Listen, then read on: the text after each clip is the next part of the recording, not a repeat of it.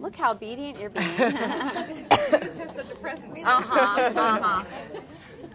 morning, everyone. I'm Nancy Fisher. I'm a partner with Pillsbury, and I'm the co-chair of our Women's Initiative. And we're very happy to have this exciting program this morning, and very happy that all of you could come.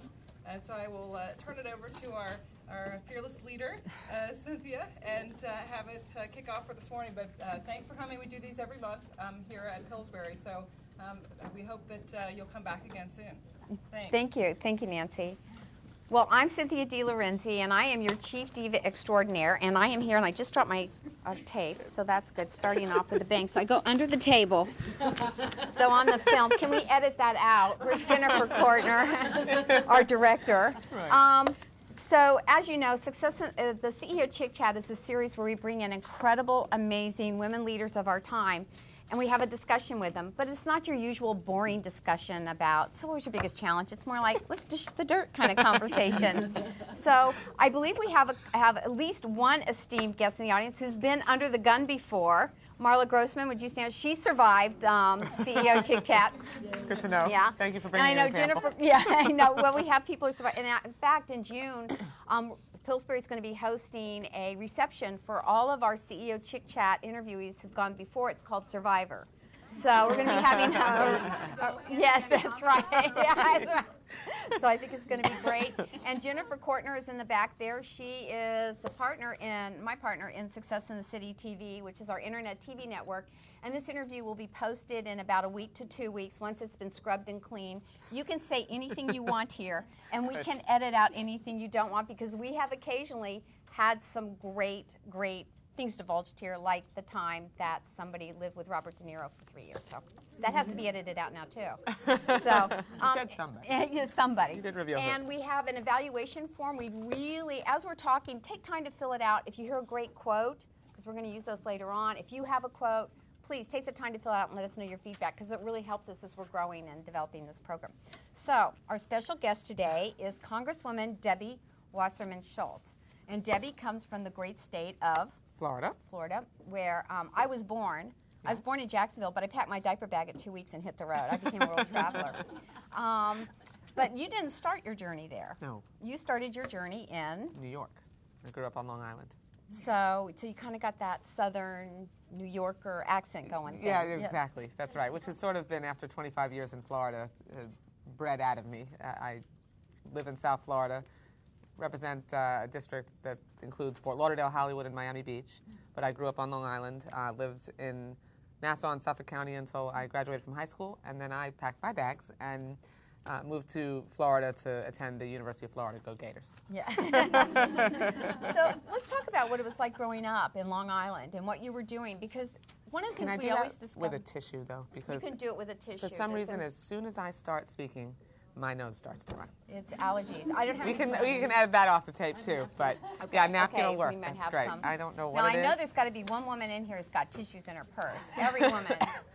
Okay. See. Okay, we got tissues. All right. That's Thank perfect. You. Thank you very much. So, talk about growing up, because I always, every journey we ever have when we meet somebody is understanding the happenstances, the occurrences that created this sense that, oh, I can do that. I can do something that's a little unconventional. So were you a bossy little girl? Yeah, I no question that I was bossy. We were talking about that earlier.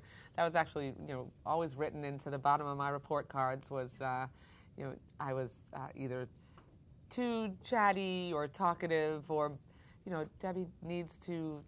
Control freak wasn't really a term in the 1970s when I was in elementary school, but definitely was interested in corralling my friends to do what I wanted them to do. So were you the friend that always talked everybody into do it, and you were the one who ended up on, or they were the ones who ended up on restriction?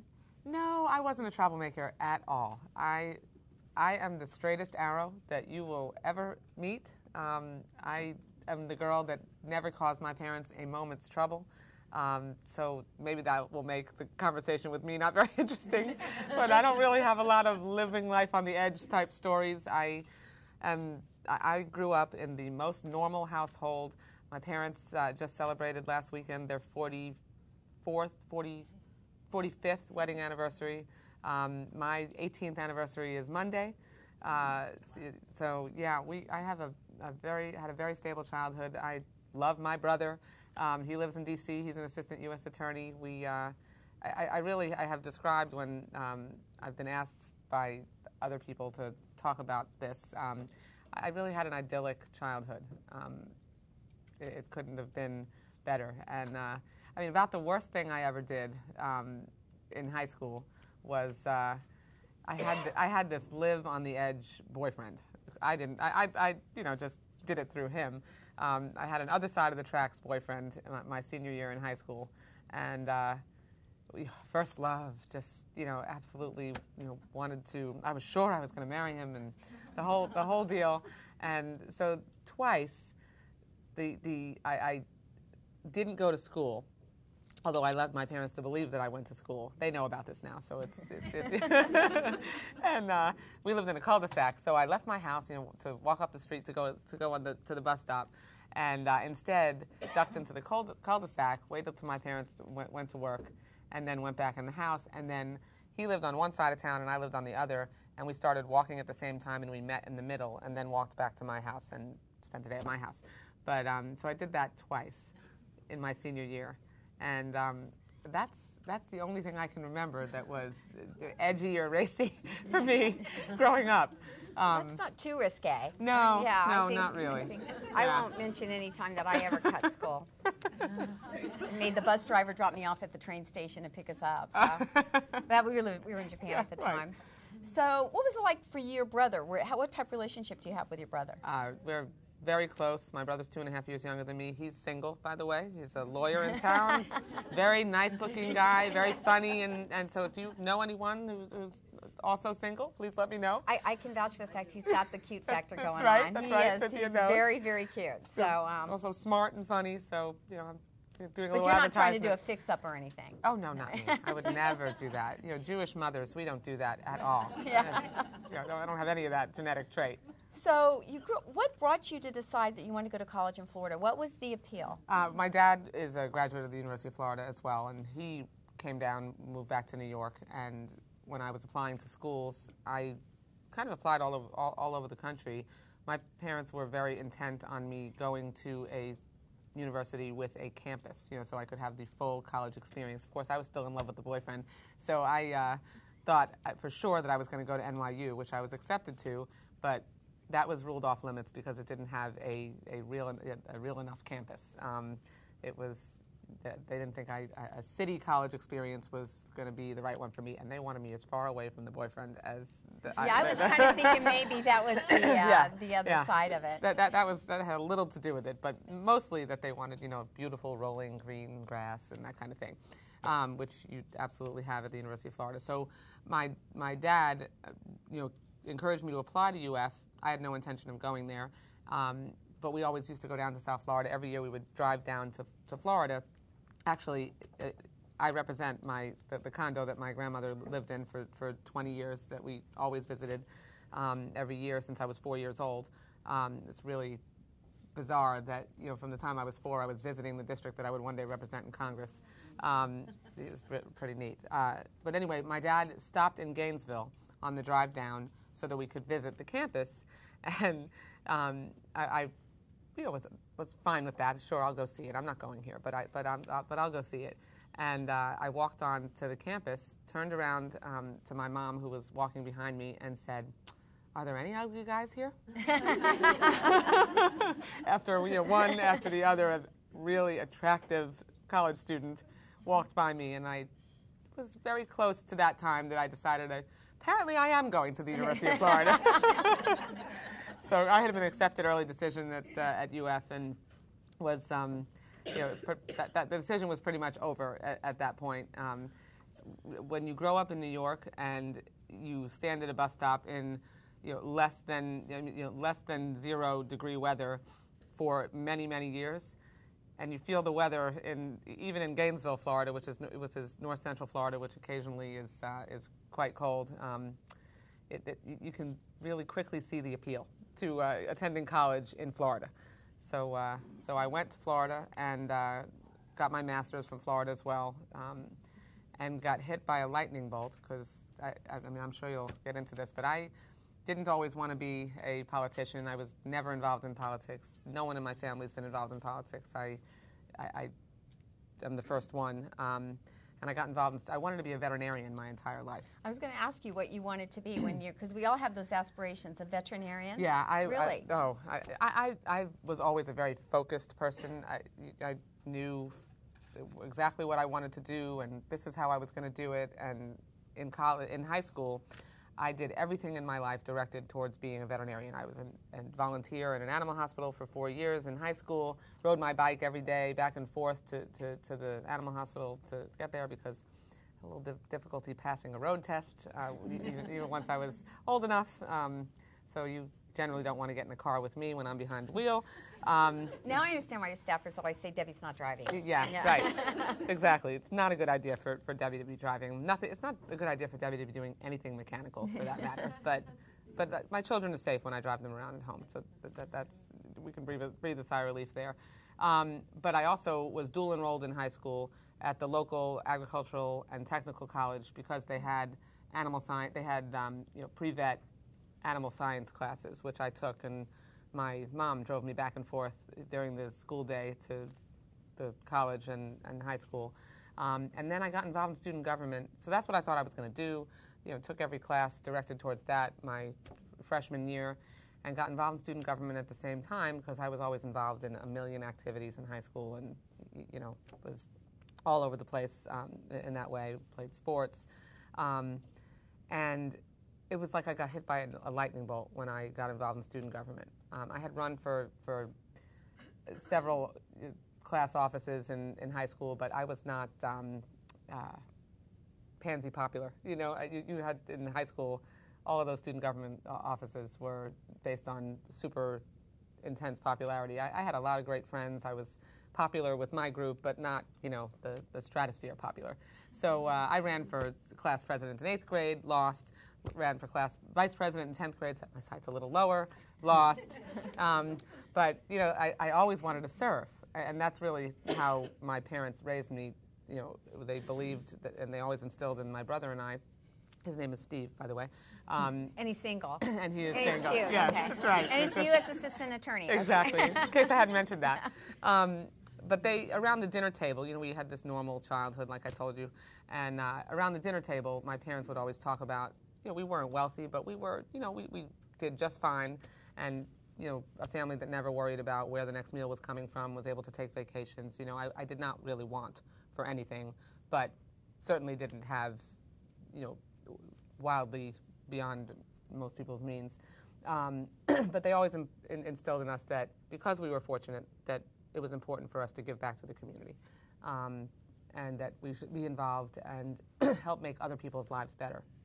So that's really where I got my desire to be involved in the community in school and in student government. And when I got involved in student government, it was like I walked out of a dark room into the light. It really just hit me how you could, first of all, how intense politics is. And I mean, it really is an adrenaline rush. It really is. It's just something that I thrive off and feed on. But mostly because I love figuring out how to get people to do what they didn't realize they wanted to do until they met me. So how old were you when that realization came? Do you 18. think 18. Mm-hmm. So that's Freshman when it kind year. of sparked. One thing I know is that, which is really an interesting fact, the first time you came up or were sworn in, and just for full disclosure, yeah. Debbie and I are in the same family. She is a cousin through marriage, so I do know some dirt. Yeah. I know some stuff. I don't know dirt. Right. But if I knew dirt, I wouldn't tell you anyway, because it's a family thing. That's right. But one thing that was really great, the very first time you were being sworn into Congress, one of your college roommates was there, and she brought a picture when you were in college that you made a field trip to Washington, D.C., That's right. standing on the steps of Congress, Yep. saying, one day, I'm going to serve here. So that's, and there's a very powerful message in that. It's when you're young, when you're envisioning, when you're setting your dreams, because sometimes achievements happen because it's incremental steps, and it's belief. So that's one of our words of wisdom. We always like to kind of take a moment and step back. So now you're in college, and your husband, Steve, Yes. who happens to be my sister's husband's first cousin. Right. That's kind of how this all works together. How did you meet Steve? I actually didn't meet Steve in college. We both went to the University of Florida, but he was 2 years older than me, and we have a lot of the same friends and people that we knew. But we didn't meet till I was done with college, and I moved down to South Florida because I was hired out of graduate school to work for my predecessor. I had by then been involved in a lot of different things politically, had interned for a New York State Assemblyman and for a city commissioner in Gainesville, and was involved in College Democrats, and worked on the Dukakis for President campaign and Biden for president and a whole bunch of different things. And so I knew that I wanted to be a legislative aide because I wanted to work in the legislative process. And when I moved down to South Florida, I was hired by Peter Deutsch. He's a former congressman. He was a state representative then. I was hired by him to be his legislative aide. And so literally about a couple weeks after I moved down, I met my husband at a softball game. I had one friend in South Florida who I went to sleepaway camp with, and who I knew, all through childhood since I was 12 years old. And sleepaway camp's not boyfriend camp. Yeah. No. Yeah. This was sleepaway camp, like go and sleep in a tent and play sports and have fun in the summertime. So she introduced. I went with her to her brother's softball game. My husband was playing on her brother's team. Like I said, she was really the only one I knew in South Florida, so I pretty much hung out with her for most weekends. And she introduced us at the end of the game, and nice to meet you.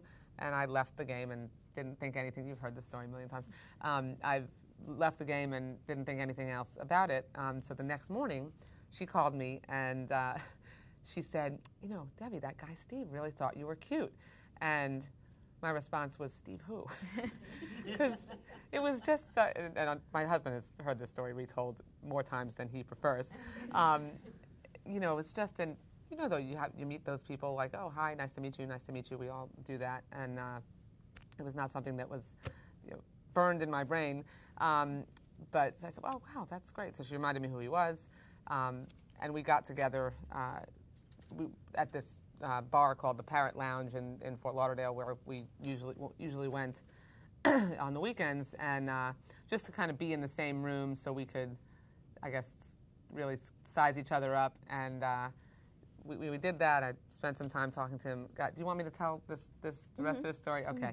I'll try to speed it up. I tell a long story. But the abbreviated version is at the Parrot Lounge, I was really looking to try to just meet more people. Like I said, I only knew her. And so I was going to get involved in Jewish Federation because that again, Jewish Federation for me was a way that you could give back to the community and also meet people that thought like me and wanted to be involved in the Jewish community and making life better for folks. And so I was going to go to this picnic that the Jewish Federation was having for young leadership people, but I was going to go with her, my girlfriend. Well, she wasn't too interested in going to the picnic, so she says at the Parrot Lounge that night, "Oh, Debbie, why don't you take Steve?" Well, I hadn't really decided whether it was, I wanted to go beyond that night with Steve. And so my husband, being very intuitive and sensitive, by the way, noted that there wasn't excitement, written all over my face about that suggestion. So he said, why don't you just, Stacy has my number, call me if you want me to go. So, we made arrangements to go, and by Saturday, this was Thursday, by Saturday, I was thinking, maybe I really don't want to do that.